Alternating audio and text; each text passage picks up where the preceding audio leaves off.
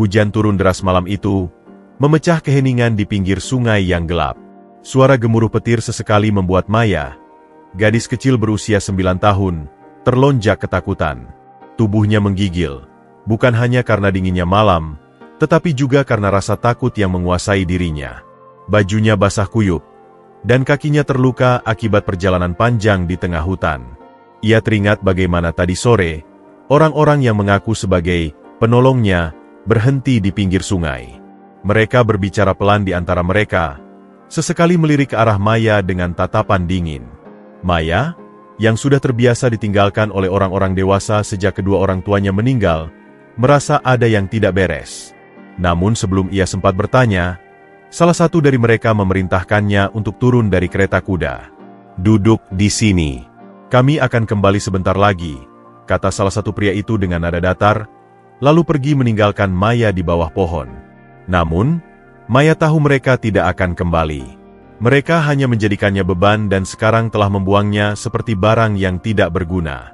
Ia menunggu, berharap ada keajaiban, tetapi waktu terus berlalu, dan yang menemani hanya suara derasnya hujan dan deru sungai di dekatnya. Dengan kaki yang lemah, Maya menyeret tubuhnya ke arah sungai, berharap menemukan tempat berlindung. Ia duduk di atas tanah berlumpur, menggigil kedinginan. Air matanya bercampur dengan hujan, mengalir tanpa henti. Dari kejauhan, sesuatu bergerak di dalam air. Maya tidak menyadarinya pada awalnya, tetapi gerakan itu semakin mendekat. Sesosok makhluk besar muncul di permukaan. Matanya berkilat di bawah kilatan petir. Seekor buaya besar dengan kulit kasar dan penuh bekas luka, tampak mengawasi Maya dari kejauhan. Maya membeku. Ia tahu tentang buaya dari cerita-cerita orang desa, binatang ganas yang bisa mencabik manusia dalam sekejap. Rasa takut merayapi dirinya, tetapi tubuhnya terlalu lemah untuk melarikan diri.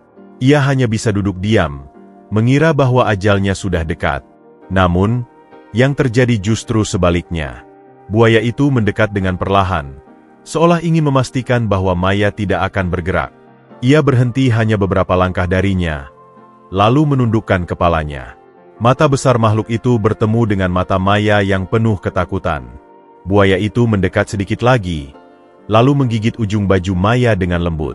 Maya panik dan mencoba meronta, tetapi buaya itu tidak menggigit lebih keras.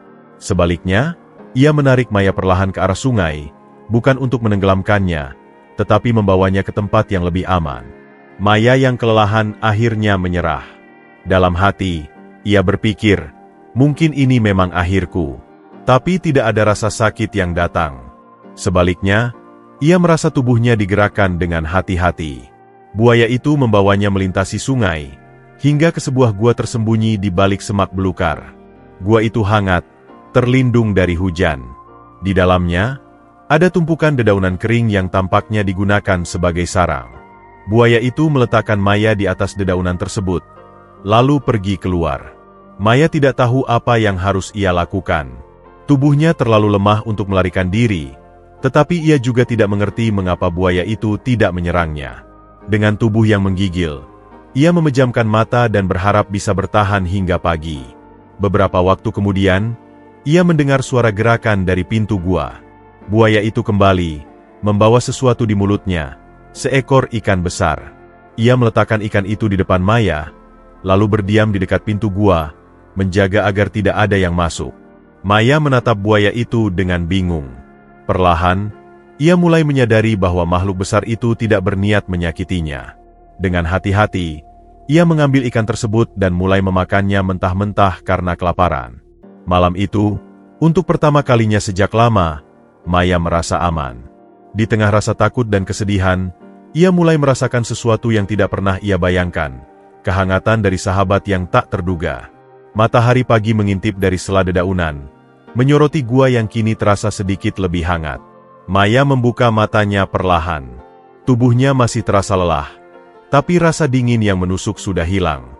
Ia memandang ke sekeliling dan menyadari dirinya masih berada di gua itu. Suara gemercik air sungai terdengar samar, bercampur dengan nyanyian burung di kejauhan. Di pintu gua, sosok besar itu masih berjaga. Buaya tua dengan kulit kasar dan penuh bekas luka itu berbaring tenang, tampak tak peduli pada Maya. Namun, Ia selalu mengawasi, matanya berkilat seperti penjaga setia. Maya duduk perlahan, mengamati buaya itu dengan rasa takut yang kini bercampur rasa ingin tahu. Ia tidak mengerti mengapa buaya itu menyelamatkannya, atau mengapa ia diberi makanan semalam. Di desa, semua orang selalu menggambarkan buaya sebagai makhluk buas yang tidak mengenal belas kasihan. Tapi ini berbeda. Makhluk besar ini bahkan tidak mencoba menyakitinya, meski ia tak punya kekuatan untuk melawan. "Kenapa kamu tidak memakan aku?" bisik Maya lirih. Meskipun ia tahu buaya itu tidak akan menjawab. Buaya itu menoleh sejenak ke arah Maya, lalu memejamkan matanya kembali. Maya menatapnya lebih lama, dan untuk pertama kalinya, ia tidak merasa takut. Ia merasa aman. Hari-hari berikutnya, Maya mulai belajar hidup di gua bersama buaya yang ia beri nama Batu. Nama itu terinspirasi dari tubuh besar dan kokohnya yang menyerupai batu karang. Batu tidak pernah meninggalkan Maya terlalu lama. Setiap pagi, ia akan keluar untuk mencari ikan atau makanan lain, lalu kembali dengan hasil tangkapannya yang selalu ia bagi dengan Maya. Maya mulai mempelajari kehidupan di rawa dari pengamatan sehari-harinya. Ia melihat bagaimana batu bergerak dengan tenang di air, hampir seperti bayangan, hingga mangsanya tidak menyadari keberadaannya. Ia memperhatikan tanaman-tanaman di sekitar rawa, mencoba mengenali mana yang aman untuk dimakan. Kadang-kadang, ia memperhatikan hewan-hewan lain yang datang ke sungai untuk minum atau berburu, seperti burung bangau, kura-kura, atau monyet. Suatu hari, Maya mencoba keluar dari gua lebih jauh. Ia merasa penasaran dengan dunia di sekitar rawa. Namun, langkahnya baru saja beberapa meter dari pintu gua ketika batu tiba-tiba menghalangi jalannya. Buaya besar itu berdiri di depannya, mengeluarkan suara geraman rendah. Maya berhenti, merasa sedikit takut. "Kamu tidak mau aku pergi?" tanyanya pelan. Batu tidak menjawab, tentu saja, tapi tubuh besarnya tetap berdiri kokoh, seolah memberi peringatan. Maya akhirnya menurut dan kembali ke gua. Ia merasa sedikit kesal, tapi juga bingung. Mengapa batu melarangnya keluar? Keesokan harinya, ia menemukan jawabannya. Di luar gua, tak jauh dari rawa, ia melihat jejak kaki besar yang berbeda dari jejak buaya. Itu jejak harimau. Maya tertegun. Batu telah melindunginya. Hari-hari berlalu, dan hubungan antara Maya dan batu semakin erat. Meskipun tidak bisa berbicara, Maya merasa batu bisa memahami dirinya. Ketika ia menangis karena mimpi buruk tentang orang-orang jahat yang meninggalkannya, batu akan mendekat dan berbaring di dekatnya, memberikan rasa aman yang tidak pernah ia rasakan sebelumnya. Maya juga mulai membantu batu dengan caranya sendiri. Ia belajar menyalakan api kecil di gua untuk menghangatkan diri mereka saat malam tiba. Ia juga mencoba mengolah ikan-ikan tangkapan batu dengan lebih baik, meskipun kadang hasilnya gosong atau terlalu asin. Batu tampaknya tidak keberatan memakan apapun yang disiapkan Maya. Namun, yang paling penting, Maya mulai merasa memiliki tujuan. Ia tidak lagi merasa seperti seorang anak kecil yatim piatu yang ditinggalkan dunia.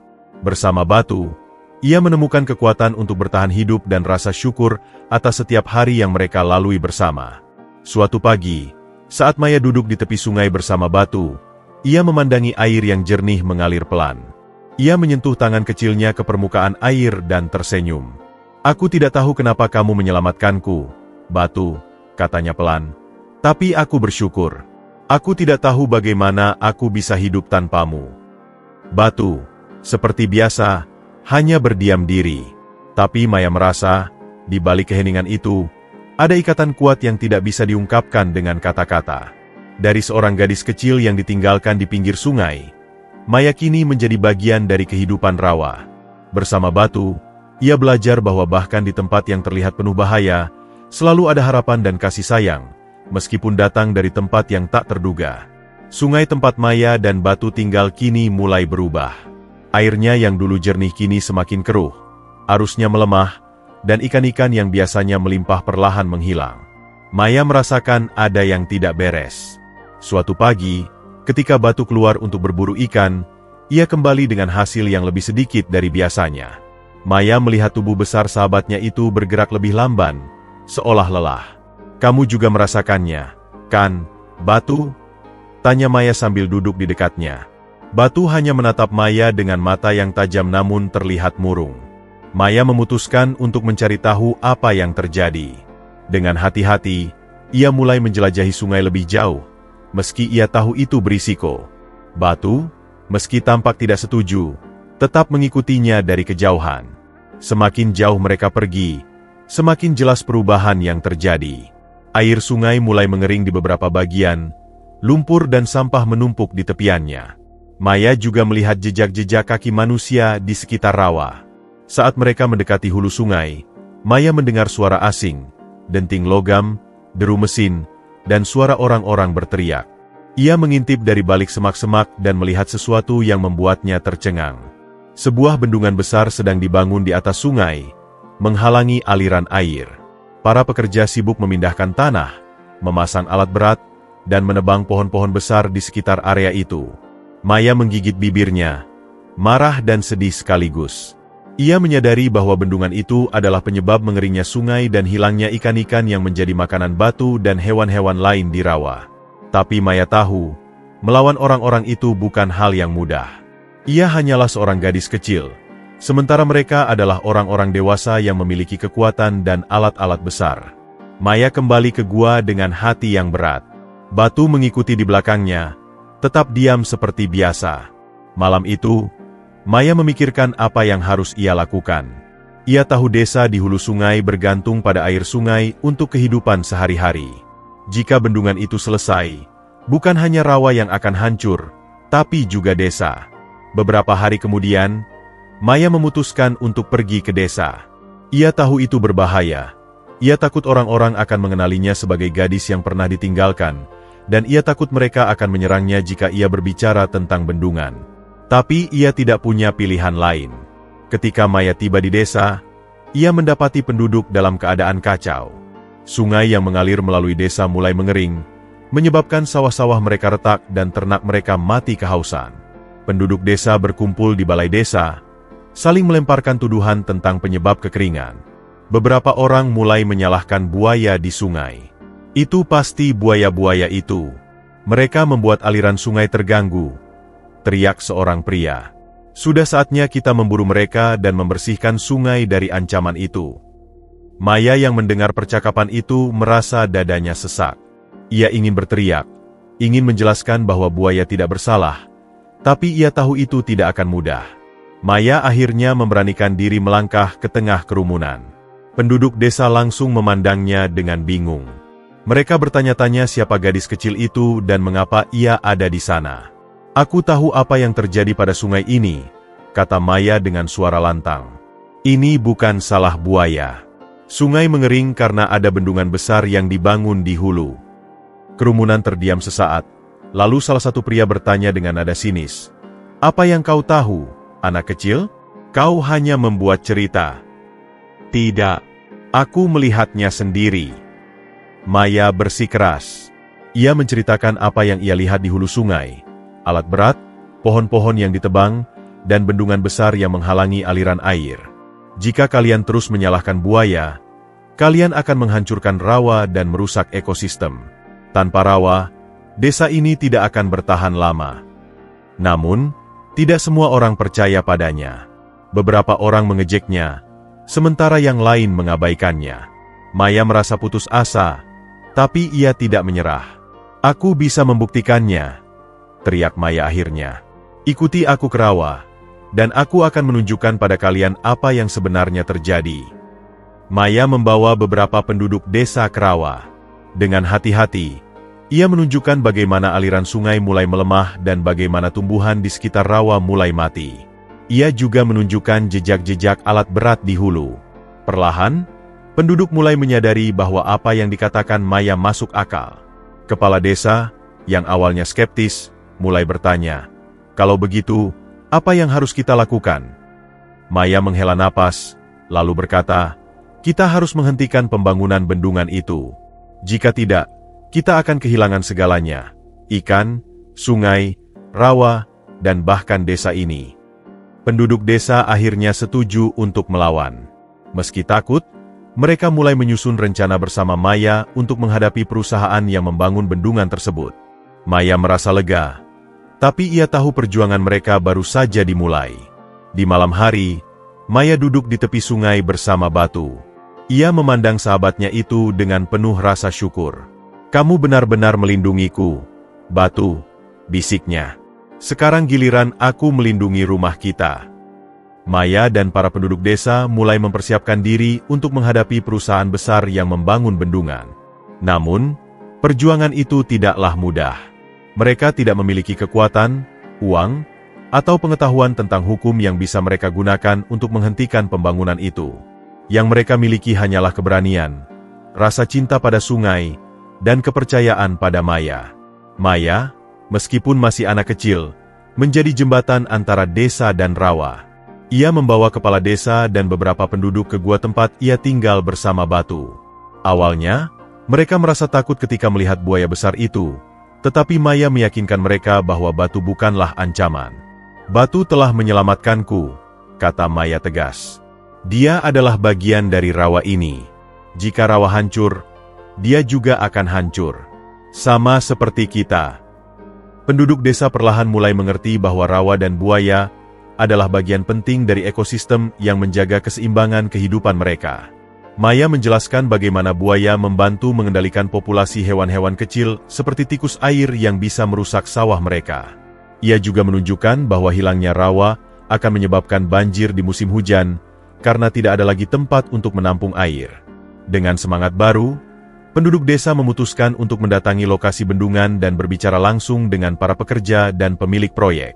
Maya ikut bersama mereka, meskipun beberapa orang khawatir mengajaknya karena ia masih kecil. Namun, Maya bersikeras. Ketika mereka tiba di lokasi bendungan, suasananya penuh ketegangan. Para pekerja tampak terkejut melihat sekelompok penduduk desa yang datang dengan membawa spanduk dan poster yang bertuliskan, "Selamatkan sungai kami," dan "Hentikan perusakan alam." Seorang pria berjas rapi yang tampaknya adalah pemimpin proyek keluar menemui mereka. Dengan nada dingin, ia bertanya, "Apa yang kalian inginkan? Pembangunan ini sudah disetujui pemerintah. Kalian tidak bisa menghentikannya." Maya maju ke depan. Dengan suara lantang, ia berkata, "Bendungan ini menghancurkan sungai, rawa, dan desa kami. Tanpa sungai, kami tidak bisa hidup. Hentikan pembangunan ini sebelum semuanya terlambat." Pria itu tertawa kecil. "Kau hanya seorang anak kecil. Apa yang kau tahu tentang pembangunan? Bendungan ini untuk kemajuan desa kalian. Kalian seharusnya berterima kasih, bukan menghalangi." Namun, Maya tidak mundur. Ia menceritakan apa yang ia lihat di rawa, tanaman yang mati, ikan yang hilang, dan bagaimana rawa membantu desa selama ini. "Kalian tidak membangun untuk kami," katanya tegas. "Kalian membangun untuk keuntungan kalian sendiri. Desa kami tidak membutuhkan bendungan ini." Perdebatan itu berlangsung sengit, tetapi tidak semua pekerja dan pejabat di proyek itu peduli. Beberapa bahkan mulai mengancam akan memanggil keamanan untuk mengusir para penduduk. Maya merasa putus asa, tetapi ia tidak menyerah. Lalu, sesuatu yang tidak terduga terjadi. Batu muncul dari rawa dan berdiri di tepi sungai. Tubuh besarnya menciptakan bayangan yang menakutkan. Para pekerja yang melihat buaya besar itu segera panik dan mundur. Namun, Maya tidak takut. Ia berjalan mendekati Batu dan berdiri di sampingnya. "Lihat," katanya kepada para pekerja dan pemimpin proyek, "inilah bagian dari rawa yang kalian rusak. Batu tidak menyerang kalian, karena dia tahu kalian tidak seharusnya menjadi musuh. Tapi jika kalian terus menghancurkan rumahnya, kalian tidak hanya melawan kami, tapi juga melawan alam." Maya memungut segenggam lumpur dari tepi sungai yang mulai mengering dan menunjukkannya kepada semua orang. "Jika rawa ini mati, tanah ini tidak akan bisa lagi mendukung kehidupan. Dan ketika hujan besar datang, desa kami akan tenggelam." Kata-kata Maya, bersama dengan kehadiran Batu, membuat beberapa orang mulai mempertimbangkan ulang. Bahkan beberapa pekerja mulai bertanya-tanya, apakah pekerjaan mereka benar-benar bermanfaat, atau malah membawa kerusakan. Melihat tekad Maya, seorang wartawan lokal yang kebetulan meliput proyek tersebut merasa tersentuh. Ia mendokumentasikan perjuangan Maya dan penduduk desa, lalu menyebarkan cerita itu ke media. Dalam waktu singkat, cerita tentang gadis kecil dan buaya yang melawan bendungan mulai menarik perhatian masyarakat luas. Para aktivis lingkungan datang ke desa untuk membantu. Mereka menjelaskan kepada penduduk tentang hak-hak mereka dan dampak buruk bendungan terhadap ekosistem. Dengan dukungan mereka, penduduk desa mengajukan petisi ke pemerintah untuk menghentikan proyek tersebut. Hari terakhir perjuangan itu tiba ketika pemerintah mengirim tim inspeksi ke lokasi. Maya kembali memimpin penduduk desa, menunjukkan kepada tim inspeksi dampak buruk yang sudah terjadi pada sungai dan rawa. Kali ini, ia tidak sendiri. Aktivis lingkungan, wartawan, dan bahkan beberapa pekerja proyek yang merasa bersalah ikut membantunya. Setelah inspeksi panjang, pemerintah akhirnya memutuskan untuk menghentikan pembangunan bendungan. Proyek itu dinyatakan melanggar aturan lingkungan dan tidak sesuai dengan kebutuhan masyarakat setempat. Ketika alat-alat berat diangkut pergi dan bendungan perlahan dibongkar, air sungai mulai mengalir kembali. Rawa yang sebelumnya sekarat perlahan kembali hidup. Ikan-ikan mulai kembali, tanaman tumbuh subur, dan hewan-hewan yang sempat menghilang kembali ke habitatnya. Maya duduk di tepi sungai bersama Batu, memandangi air yang jernih mengalir. Ia merasa lega dan bangga karena telah berhasil melindungi rumah mereka. Batu, katanya sambil mengelus kepala sahabat reptilnya itu, kita berhasil. Rumah kita selamat. Maya menyadari bahwa perjuangannya bukan hanya tentang menyelamatkan rawa, tetapi juga tentang menunjukkan bahwa siapapun, bahkan seorang anak kecil, bisa membuat perubahan besar jika mereka memiliki keberanian untuk melawan ketidakadilan. Hari-hari setelah kemenangan mereka terasa seperti mimpi bagi Maya. Sungai yang dulu hampir mati kini kembali penuh kehidupan. Penduduk desa yang sebelumnya hanya melihat rawa sebagai tempat yang gelap dan berbahaya kini, mulai memahami pentingnya menjaga ekosistem itu. Maya, meskipun masih seorang anak kecil, menjadi simbol harapan di desa tersebut. Namun, meskipun segalanya terlihat lebih baik, kehidupan Maya sendiri tidak sepenuhnya tenang. Ia sadar bahwa gua di rawa dan kehidupan bersama Batu tidak bisa bertahan selamanya. Penduduk desa kini mulai sering datang ke tepi rawa untuk memastikan keadaan sungai dan rawa, dan Maya tahu bahwa cepat atau lambat mereka akan mempertanyakan mengapa ia tinggal di sana sendirian. Setiap kali penduduk desa datang, Maya tetap berusaha menjaga jarak. Namun, para penduduk mulai memperhatikannya. Mereka bertanya-tanya bagaimana seorang gadis kecil bisa bertahan hidup sendirian di tengah rawa yang dulu mereka anggap berbahaya. Kepala desa, seorang pria tua yang bijaksana bernama Pak Wiryo, mencoba mendekati Maya dengan hati-hati. Kau gadis yang luar biasa, kata Pak Wiryo suatu hari ketika Maya sedang duduk di tepi sungai bersama Batu. Tidak banyak orang yang punya keberanian seperti dirimu. Tapi kau tidak bisa terus tinggal di sini sendirian. Maya menggenggam erat tangan kecilnya. Aku tidak sendirian, Pak. Aku punya Batu. Ia memandang buaya besar itu yang sedang berbaring di dekat mereka. Pak Wiryo tersenyum tipis. Aku tahu, Maya. Tapi dunia di luar sana juga penting untukmu. Kau masih anak kecil. Kau butuh sekolah, teman, dan keluarga. Maya terdiam. Kata-kata itu menghantamnya seperti pukulan lembut, tetapi nyata. Ia tahu bahwa ia tidak bisa selamanya hidup di gua bersama Batu, tetapi ia juga tidak ingin meninggalkan sahabatnya itu. Malam itu, Maya merenung di gua. Ia memandang Batu yang tertidur di dekat pintu gua. Tubuhnya yang besar terlihat kokoh tetapi juga damai. Maya tahu bahwa Batu adalah bagian dari rawa ini, dan ia tidak bisa membawanya pergi. Tapi ia juga takut bahwa jika ia meninggalkan Batu, sahabatnya itu akan merasa sendirian. Esok paginya, Maya memutuskan untuk berbicara dengan penduduk desa. Ia berdiri di balai desa dengan keberanian yang sama seperti saat ia berbicara tentang bendungan. Aku tahu aku tidak bisa tinggal di rawa selamanya, katanya. Tapi aku ingin kalian berjanji bahwa kalian tidak akan menyakiti Batu atau buaya lain di rawa. Mereka adalah bagian dari tempat ini. Mereka adalah penjaga sungai. Penduduk desa yang hadir tampak terkejut dengan permintaannya. Namun, setelah melihat perjuangan Maya dan pentingnya rawa bagi kehidupan mereka, mereka setuju untuk melindungi buaya di sungai dan rawa.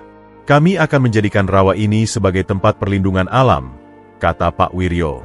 Bukan hanya untuk buaya, tetapi juga untuk semua makhluk yang hidup di sana. Hari perpisahan Maya dengan Batu tiba lebih cepat dari yang ia duga. Maya berdiri di tepi sungai, mengelus kepala batu dengan lembut. Air mata mengalir di pipinya, tetapi ia mencoba tersenyum. "Terima kasih, batu," bisiknya. "Kamu telah menyelamatkanku, melindungiku, dan menjadi sahabat terbaikku. Aku tidak akan pernah melupakanmu." Batu menatap Maya dengan mata yang tenang dan dalam. Seolah-olah ia mengerti bahwa ini adalah perpisahan mereka. Dengan perlahan, batu bergerak ke air dan menyelam. Tubuh besarnya menghilang di bawah permukaan sungai. Maya memandangnya hingga bayangannya benar-benar lenyap. Meskipun hatinya berat, Maya tahu bahwa ini adalah keputusan yang tepat. Batu akan tetap di rumahnya, di rawa, tempat ia menjadi bagian dari alam. Dan Maya akan memulai hidup baru di desa, dengan harapan suatu hari ia bisa kembali ke rawa untuk melihat sahabatnya lagi. Di desa, Maya diadopsi oleh Pak Wiryo dan istrinya. Mereka merawat Maya seperti anak mereka sendiri, memberinya cinta dan perhatian yang selama ini ia rindukan. Maya mulai bersekolah dan belajar banyak hal baru, tetapi ia tidak pernah melupakan rawa atau perjuangannya bersama batu. Ia sering menceritakan kisahnya kepada teman-temannya di sekolah, bagaimana ia bertahan hidup di rawa, bagaimana ia berteman dengan seekor buaya, dan bagaimana mereka bersama-sama melindungi sungai. Kisah Maya menginspirasi banyak orang di desa untuk lebih peduli pada alam dan lingkungan sekitar mereka. Setiap minggu, Maya selalu pergi ke rawa, ditemani oleh Pak Wiryo. Ia berdiri di tepi sungai, memanggil batu dengan suara lembut. Kadang-kadang, ia melihat bayangan besar di air, dan ia tahu bahwa batu masih ada di sana, mengawasinya dari jauh. Maya belajar bahwa meskipun ia dan batu kini hidup di dunia yang berbeda, ikatan mereka tidak akan pernah terputus. Batu adalah bagian dari dirinya, sama seperti rawa yang selalu menjadi rumah bagi hatinya. Dari semua yang telah ia alami, Maya menyadari satu hal yang paling penting. Keberanian bukanlah tentang tidak merasa takut, tetapi tentang tetap berdiri untuk kebenaran meskipun takut. Dan cinta tidak selalu tentang bersama, tetapi tentang saling melindungi, bahkan dari kejauhan. Maya kini menjadi seorang anak kecil yang kuat, tidak hanya dalam tubuh, tetapi juga dalam jiwa. Ia tahu bahwa hidup akan terus menghadirkan tantangan, tetapi ia juga tahu bahwa seperti rawa dan batu, ia akan selalu menemukan cara untuk bertahan.